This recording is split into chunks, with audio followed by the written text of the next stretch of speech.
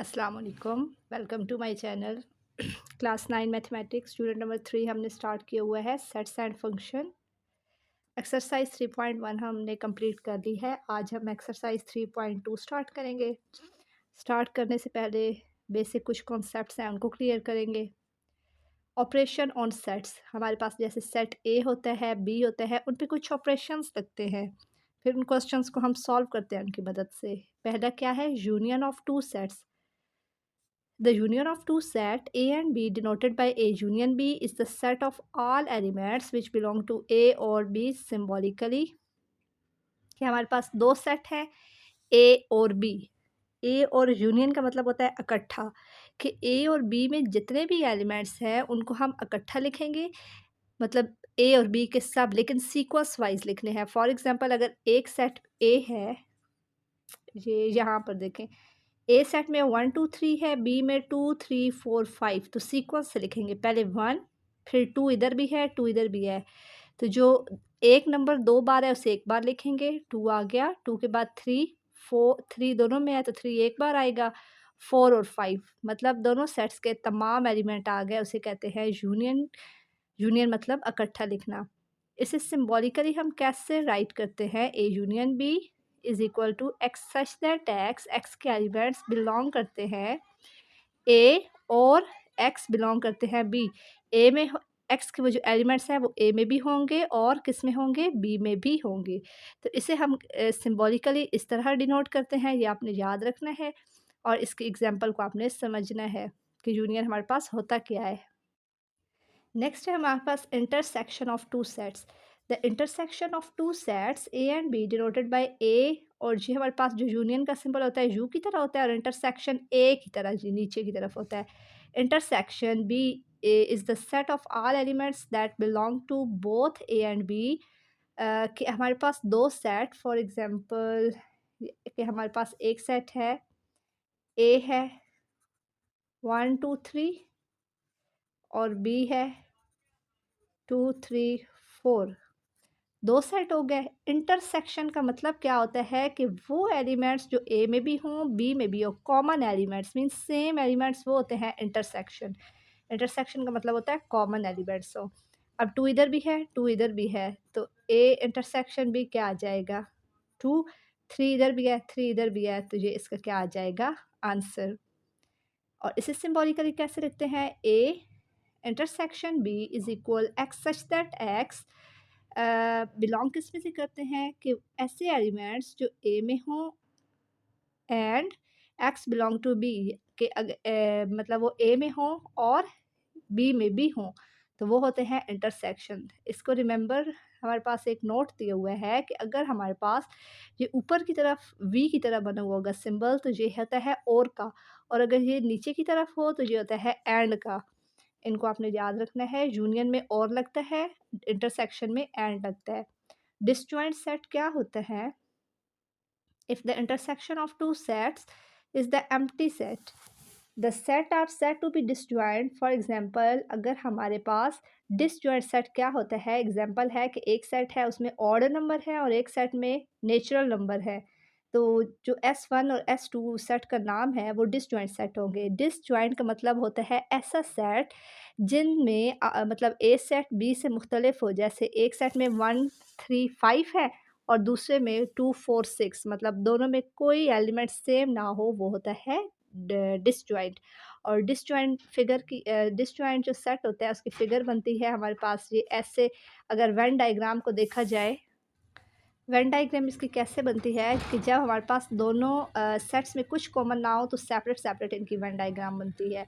Overlap का मतलब क्या होता है कि if the intersection of two sets is not empty but neither is a subset of the other, the set are called overlapping set.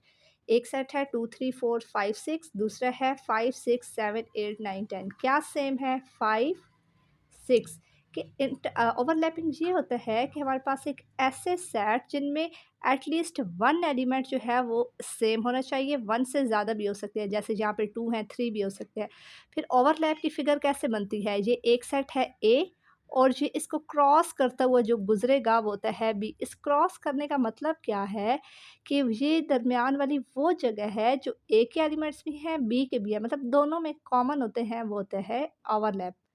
Difference of two set, the difference between set A and B denoted by A minus B से minus denote करता है difference को, consist of all the elements that belong to A but not belong to B. Example इसकी हम देखते हैं, ए है 1 2 3 4 5, B है 4 5 6 7 8 9 10। ए माइनस बी हम करेंगे तो हमारे पास क्या आएगा, इसका मतलब ये होता है कि हमारे पास ए के वो एलिमेंट हम लिखते हैं कि जब हम माइनस करते हैं ना उससे बी में से, तो जो ए में बच जाते हैं वो यहाँ पे आता है। ये ये है ना, अगर ए माइनस बी, जब ए माइनस बी करेंगे तो इसके जो सेम एलिमेंट होंगे वो हमारे पास कैंसिल हो जाएंगे। जो पहला ये जो भी नाम होता है ना, पहले में जो बच जाता है वो हमारे पास आंसर में एलिमेंट्स आ जाते हैं। फॉर एग्जांपल अगर बी माइनस ए हो तो बी में से ए को माइनस करेंगे, मतलब जो सेम होंगे वो कट जाएँगे और जो बी में बच जाएँगे, अब बी पहले नंबर पे है, पहले नंबर पे जो हमारे पास सेट होगा उसमें जो बच जाएँगे वो आंसर आ जाएगा।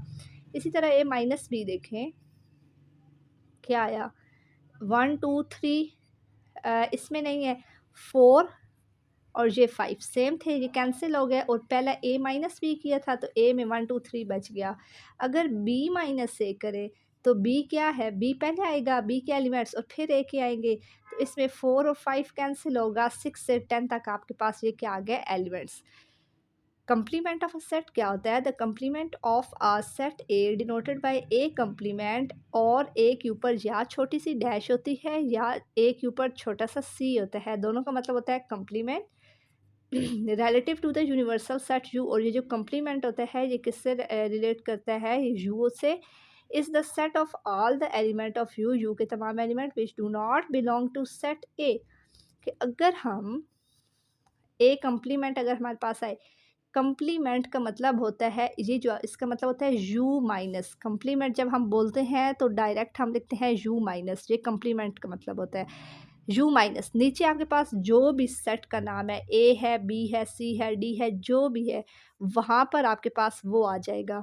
अब यू माइनस से यहाँ पे आ गया, अगर इधर आपके पास आए एन कम्प्लीमेंट या जी कम्प्लीमेंट हम कर देते हैं, तो जी कम्प्लीमेंट अगर हमारे पास आए, कम्प्लीमेंट का मतलब पहले मतलब क्या है, यू माइनस और फिर आ जाएगा जी।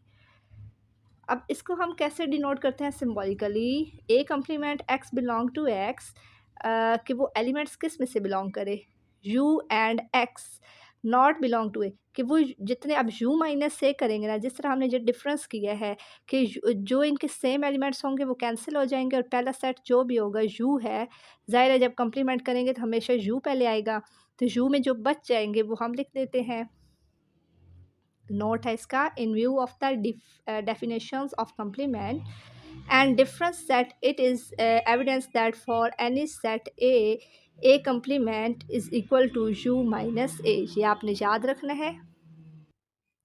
उसके बाद हमारे पास आता है identification of sets using Venn diagram, के अब हमारे पास एक और तरीका आता है कि वेन डायग्राम के ज़रिए हम सेट्स को शो करते हैं, मींस के पिक्टोरिकली फॉर्म में हम इसे कह सकते हैं, पिक्चर्स के ज़रिए मतलब हम शो करते हैं।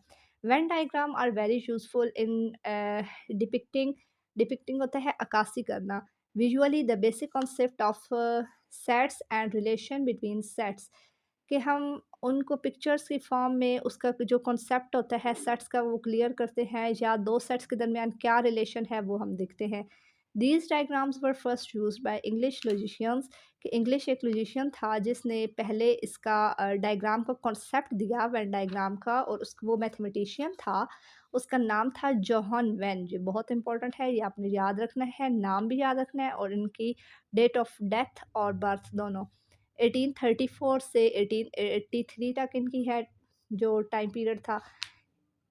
In the adjoining figures the rectangle represent the universal set, कि वेन डायग्राम हम हमेशा जो बनाते हैं वो रेक्टेंगल की फॉर्म में बनाते हैं, स्क्वायर की फॉर्म में नहीं बनाते, और वो जो रेक्टेंगल होती है वो रेक्टेंगल शो करता है यू यूनियन को, and line circle region represent a set A and the remaining portion of the rectangle represent the A complement. या इसे u माइनस एक ऐसा मीन्स कि अगर इन आप फिगर्स को आप देखें तो जो किस ये वाली सब जो है ये किसी ना किसी सेट्स को डिफाइन कर रही हैं। जैसे पहला डिसजॉइंट मैंने आपको बताया था कि जो डिसजॉइंट सेट होता है वो क्या करता है, वो उसमें कुछ भी सेम नहीं होता, वो सेपरेट उनकी पिक्चर्स होती हैं। ओवरलैप मीन्स कि वो क्रॉस करते हैं एक दूसरे को। ये जो दरमियान वाला हिस्सा होता है इसका मतलब होता है कि ए के एलिमेंट बी में भी हैं और बी के एलिमेंट ए में भी हैं। इसी तरह हमारे पास फर्दर इसकी हैं शेप्स हैं, इनकी वेन डायग्राम्स हैं। ये आगे हम क्वेश्चंस करेंगे, मज़ीद हमें अच्छे से समझ आएगी। फिर उसके बाद हमारे पास आते हैं कुछ ऑपरेशंस हैं हमारे पास और प्रॉपर्टीज़ हैं यूनियन और इंटरसेक्शन की। हमारे पास ए, बी और सी जो होते हैं वो 3 सेट्स होते हैं, ज़्यादातर यही यूज़ होते हैं। अब उनका आपस में रिलेशन क्या होता है, या हम यूनियन होता है या इंटरसेक्शन। अगर इनको आप देखें तो इनको इन्होंने अरेंज किया हुआ है, आगे-पीछे अरेंज किया हुआ है, या पहले यूनियन है फिर इंटरसेक्शन है, पहले ए बी के साथ है, ए सी के साथ है, मीन्स इस तरह करके इन्होंने अरेंज किया हुआ है। अगर इनको आप देखें जैसे हमने कम्यूटेटिव प्रॉपर्टी, एडिशन, मल्टीप्लिकेशन पढ़ी हैं, एसोसिएटिव प्रॉपर्टी पढ़ी हैं, सेम ये वही सारी चीज़ें हैं। अगर यूनियन इस्तेमाल हो यूनियन आया है कम्यूटेटिव में तो हम क्या करते ए प्लस बी और बी प्लस से, तो बस प्लस की जगह क्या आ गया यूनियन, और इंटरसेक्शन यूज़ है तो आ गया इंटरसेक्शन। इनको आप अच्छे से देखें और ये नेक्स्ट क्वेश्चंस में हमारे यूज़ होंगे। अब हम आते हैं एक्सरसाइज 3.2 की तरफ। Consider the universal set. इन्होंने हमें एक यूनिवर्सल सेट दिया हुआ है, ये किस फॉर्म में है, सेट बिल्डर नोटेशन में है कि एक्स सच दैट एक्स। ये अब जो दो डॉट है ये भी किसे डिनोट कर रहे हैं, सच दैट को, किसे, सच दैट। ये दो डॉट भी लगा सकते हैं, स्लैश भी लगाते हैं, पहले हम स्लैश यूज़ करते थे। ये आपके पास क्या है, यू सेट जो है ये 2 के मल्टीपल्स हैं, किधर से 0 से 30 तक। अगर यहाँ पे होता है सिर्फ लेस दैन 30 तो मीन्स कि हम 2 का टेबल लेके जाते हैं लेस दैन 30 सॉरी, तो 28 तक। लेकिन अब क्या है हमारे पास कि इक्वल साथ लगे, जब ये हमारे पास लेस दैन के साथ इक्वल का साइन है मीन्स के 30 भी होगा, शामिल होगा। ए सेट है कि x such that x is a multiple of 6 के मल्टीपल्स लिखने हैं, और बी में हमने लिखना है मल्टीपल्स ऑफ 8। और फिर हम इन्होंने हमें दो इसके पोर्शन दे दी हैं, इन्हीं की मदद से ए बी और यू की मदद से हम इनको सॉल्व करेंगे। पहले कह रहे हैं कि ए और बी जो है उसके सेट की है, ये आप इसे टेबुलर फॉर्म में लिखें। दूसरा है ए इंटरसेक्शन बी करें, और तीसरे में है कि उसकी वेन डायग्राम भी आप बनाएं। अगर हम इसके पहले पोर्शन को देखें तो इन्होंने क्या कहा था, ए और बी के सेट लिखने हैं किसमें, टेबुलर फॉर्म में। तो ए हमारे पास क्या है, 6 के मल्टीपल्स हमने लिखने हैं। 6 के हमने मल्टीपल क्या होते हैं, 6 का टेबल मीन्स के 6 1 time 6, 6 2 time 12, 6 3 time 18, 6 4 time 24, 6 5 time 30। अब हमने 30 तक क्यों स्टॉप किया है, हम आगे 36 और आगे फर्दर क्यों नहीं गए, वो हम इस वजह से नहीं गए क्योंकि ये देखें कि हमारा जो यू सेट है वो भी तो इसी मतलब क्वेश्चन क्या है, इसी का वो हिस्सा है। जो यू सेट है ए बी और यू, ये हमारे पास कंप्लीट जो है ना, ये एक 3 सेट है, इनको देखकर हमने सॉल्व करना है। जो ए और बी सेट है वो सब सेट हैं यू सेट के। यू सेट होता है सबसे बड़ा सेट। जब हमें इस तरह क्वेश्चन दिया जाए तो ए और बी की जब हम वैल्यू लिखेंगे तो यू को मद्देनज़र रख के करेंगे। अब यू की वैल्यूज़ हमारे पास किधर हैं, 2 से 30 तक हैं, तो मीन्स कि जो ए और बी के जो हमने सेट बनाना है वो इसी के अंदर से हमने बनाना है, मीन्स 30 तक जाना है। तो इस वजह से हमने ए का जो सेट्स है, एलिमेंट्स हैं, वो हमने 30 तक लिए। अब बी हमारे पास क्या है, किसके मल्टीपल, 8 के multiple, 8 1 time 8, 2 time 16, 3 time 24, 8 4 time 32। तो इस वजह से हम 32 नहीं लेंगे, तो हम गए 24 तक क्योंकि 32 इज़ ग्रेटर दैन 30। नेक्स्ट है second part, find A intersection B. A है हमारे पास, ये हमने लिखी हैं ए की वैल्यूज़, और ये हैं हमारे पास बी के एलिमेंट्स। इंटरसेक्शन होता है कॉमन, ऐसे एलिमेंट्स जो ए में भी हों बी में भी हों वो लिखेंगे। 6 दोनों इस बी में नहीं है, 12 हमारे पास बी में नहीं है, 18 हमारे पास बी में नहीं है, 24 ए में भी है, 24 इसका लास्ट एलिमेंट है, तो 24 हमारे पास क्या आ गया, इंटरसेक्शन। इंटरसेक्शन का मीन्स क्या होता है, कॉमन, ऐसा एलिमेंट जो दोनों में मौजूद हो। फिर कह रहे हैं कि आप वेन डायग्राम ड्रा करें। हमने पढ़ा था कि जो वेन डायग्राम है उसे हम रेक्टेंगुलर फॉर्म में शो करवाते हैं। हमने रेक्टेंगल बनाया और जो रेक्टेंगल होता है उसे हम कहते हैं यू का नाम देते हैं। यू एक बड़ा सेट होता है, बड़े सेट के अंदर जो होते हैं ए और बी छोटे सेट आते हैं। ए और B is a subset of universal set. So हमारे पास ए क्या है?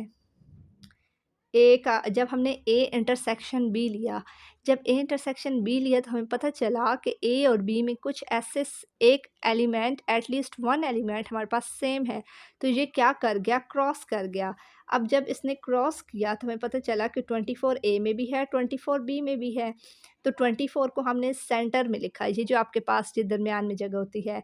फिर हमने ए के वो एलिमेंट्स लिखे जो बच गए थे। ए के बाकी कौन से बच गए? 6, 12, 18 और 30 वो लिखे। बी के 8 और 16 बच गए। अब हमने यू में भी एलिमेंट्स लिखने हैं। यू में अब वो एलिमेंट्स लिखेंगे जो ए और बी में आ गए हैं, वो नहीं लिखेंगे क्योंकि वो ऑलरेडी आ चुके हैं। जो यू में बच जाएंगे हम वो लिखेंगे। देखते हैं 2 इसमें आया है, 2 नहीं आया। 4 भी हमारे पास नहीं आया। 6 आ गया। 8 हमारे पास है। 10 हमारे पास नहीं है। 12 है। 14 भी नहीं है। 16 है। 18 है। 20, 22, 24 है। 26, 26 के बाद 28 और ये 30 हमारे पास आ गया। तो इस तरह से आपने इस तरह इनको आपने लिख लेना है। अब हमारे पास है क्वेश्चन नंबर 2 में क्या कह रहे हैं, वो भी इसी तरह के क्वेश्चन हैं, बहुत इजी हैं। यू सेट दिया हुआ है उन्होंने यूनिवर्सल सेट कि उसमें हमारे पास इंटीजर्स हैं 0 से 150 के 0 से 150 हैं।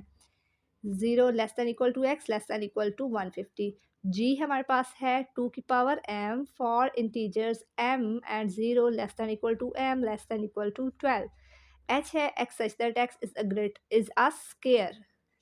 अब देखिए हमने पहले क्या करना है, इन्होंने कहा है ये सारे किस में है?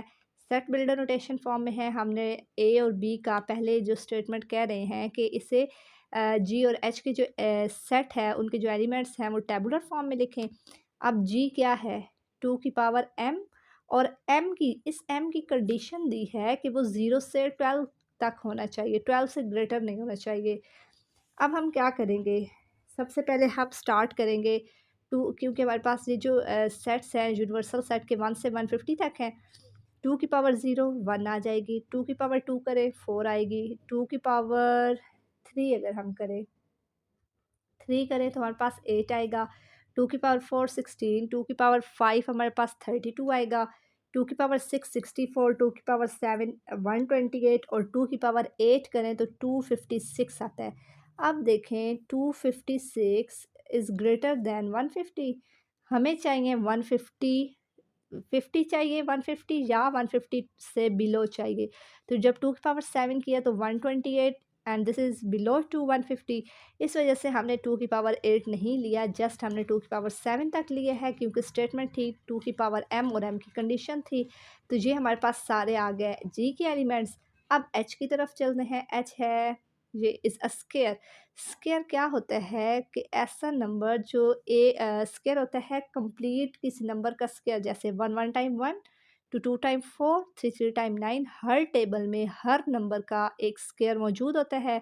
1 1 टाइम 1, 2 2 टाइम 4, 3 3 टाइम 9। 4 का square 16, 5 25, 6 36, 7 7 time 49, 8 8 time 64, 9 9 time 81, 10 10 time 100, 11 11 time 121, 12 12 time 144 और this is very close to 150। तो इस वजह से हम 144 तक लिखेंगे। जो हमारे पास आएगा 13 वो ग्रेटर हो जाएगा 150 से। तो हमने पहली का आंसर दे दिया। नेक्स्ट है जी यूनियन एच हमने करना है। जी के एलिमेंट्स हमने लिखे सारे, एच के सारे एलिमेंट्स लिखे। इसे अब हम सीक्वेंस वाइज लिखेंगे। 1 हमारे पास है, 2 है, 3 नहीं है, 4 दोनों में है, 5 हमारे पास नहीं है, 6 भी नहीं है, 7 भी नहीं है, 8 है, 9 है। मतलब अब हमने यूनियन में इन दोनों के जो तमाम एलिमेंट्स हैं उन्हें हमने अरेंज करके लिखना है। जो एक नंबर रिपीट हो रहा है, मतलब एक अगर जी में भी है एच में है तो उसे एक दफ़ा लिखेंगे और इस तरह हमने जी यूनियन एच कर लिया। जी इंटरसेक्शन एच अब हम करेंगे तो जी के एलिमेंट्स लिखे और एच के लिखे। इंटरसेक्शन का मतलब होता है कॉमन। तो अब देखें कि 1 हमारे पास इधर भी है, 1 इधर भी है, 4 हमारे पास दोनों में है, 8 नहीं है, 16 दोनों में है, 32 भी नहीं है, 64 64 हमारे पास दोनों में है और 120 नहीं, 8 नहीं है। तो 4 एलिमेंट्स ऐसे हैं जो दोनों में है, कॉमन आ गए। क्वेश्चन नंबर 3 हमारे पास क्या है? P है हमारे पास x such that x is a prime number, P denote to prime number and उसकी अब कंडीशन क्या है? 0 less than x less than equal to 20 के प्राइम नंबर्स लिखने हैं जो 20 या 20 से कम हो। Q हमारे पास है, Q हमारे पास क्या होता है? Rational number is a divisor of 210 and 0 less than x less than equal to 20 कि हमने उसके डिवाइज़र्स चेक करने हैं लेकिन वो कहाँ तक हो? 20 तक। फाइंड हमने पी इंटरसेक्शन क्यों करना है? पी हमारे पास प्राइम नंबर्स 20 तक होने चाहिए। प्राइम नंबर वो नंबर्स होते हैं जो जिस पे 1 का टेबल जाए और इटसेल्फ जाए और सबसे लोएस्ट प्राइम नंबर हमारे पास होता है 2 और क्योंकि 1 क्यों नहीं होता? क्योंकि 1 जो है वो हर टेबल पे डिवाइड होता है। तो 2 हमारे पास लोएस्ट प्राइम नंबर है 2, 3, 5, 7, 11, 13, 17 और 19। उसके बाद हमारे पास आता है क्यू। अब हमने लिखना है क्यू के एलिमेंट्स हमने लिखने हैं। तो इसमें क्या है? X such that x is a divisor of 210 and 0 less than x less than equal to 20।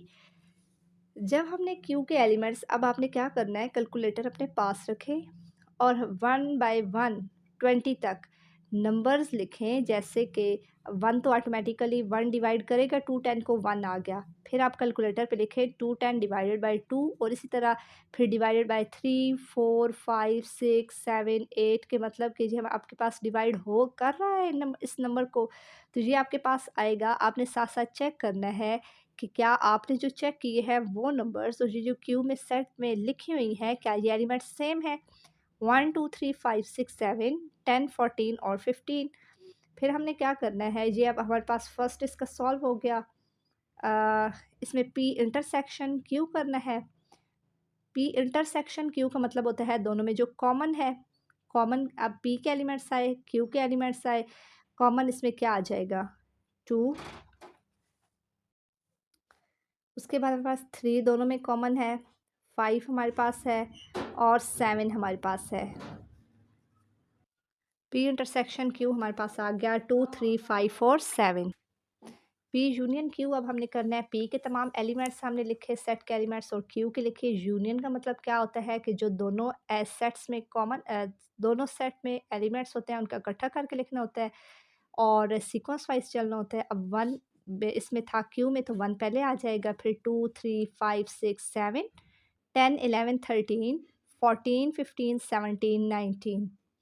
तो हमारे पास ये आ गया पी यूनियन क्यू। इंशाल्लाह नेक्स्ट लेक्चर में हम क्वेश्चन 4 उससे आगे जितने भी क्वेश्चंस हैं वो हम सॉल्व करेंगे। यहाँ तक इन क्वेश्चंस को आप अच्छे से सॉल्व करें, समझें। Thank you.